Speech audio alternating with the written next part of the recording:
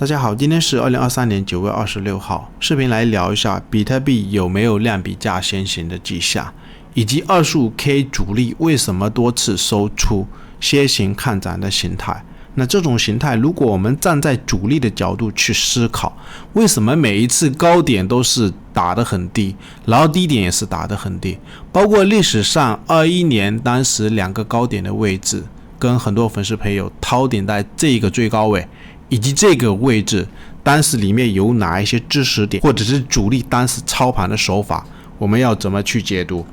包括周线里面等下也利用这一张图表再来聊一下头肩底的形态里面的一些知识。如果你喜欢本视频，帮我们点赞订阅加小铃铛，或者新粉丝也可以留意我们 Discord 群，上面有程序交易的买卖信号。我们先来看一下比特币的日线上一次在这个低点的位置有跟朋友们讲，它是又走了一个下降楔形，这种形态是看涨的形态。那昨天是在跟朋友们讲，这边也是有一个下降楔形看涨的形态。不过我这几天也没有操作，因为当时在这个位置第二根它给我过了 25.5K 的位置，后面是再追了一些多单，整个成本基本上是在这个区间，也没有继续操作。那如果想做多的朋友，这段时间也是有在聊，你看它有没有压回，包括推特上面前面几天，昨天也是跟大家讲这边有一个下降楔形看涨的形态，或者是上一次也是有跟大家讲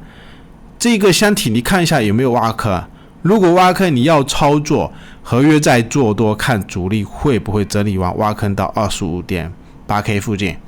昨天就差了$100多然后现在的形态我们要怎么去解读首先我的观点是，它这边又遇到一根多方的抵抗，这根 K 线周日的时间大家记得吗？是要在收盘的时间差不多1-2个小时，在这个位置跌了 1%。 那按正常的情况，空头的熊市昨天就不应该收出一根多方的拇指线，就是一根下跌，你第二天的收盘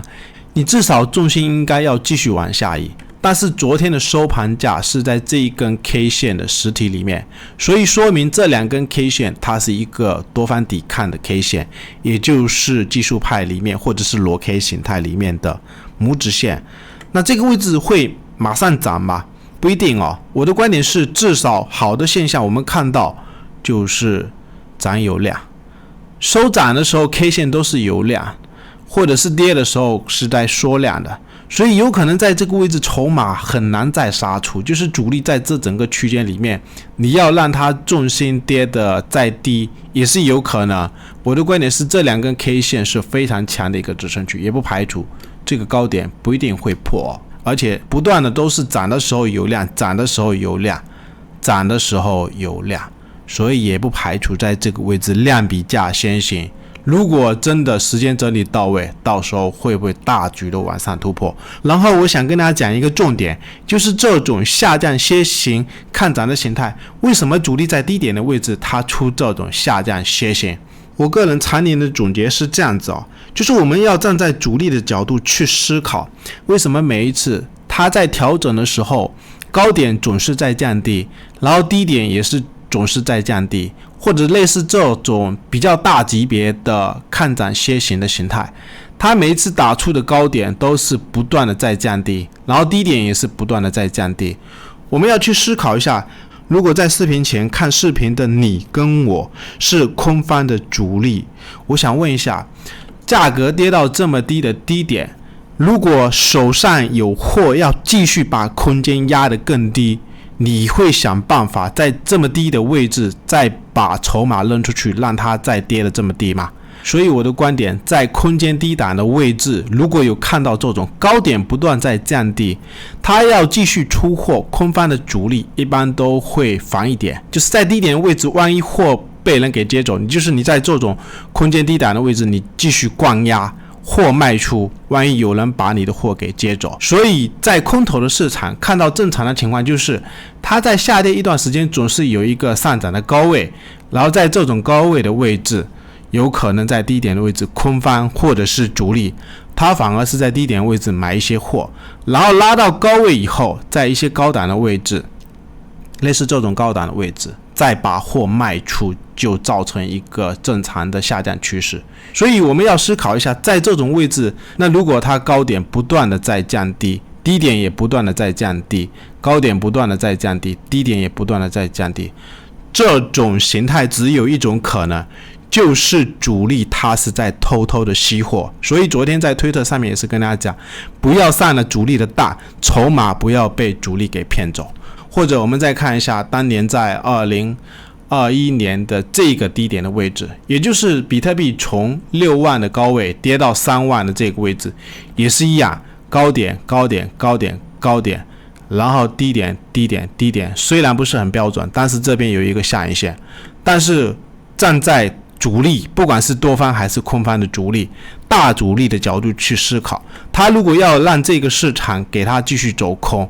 那就不能有这种形态。因为在这种位置，如果把货扔出去灌压，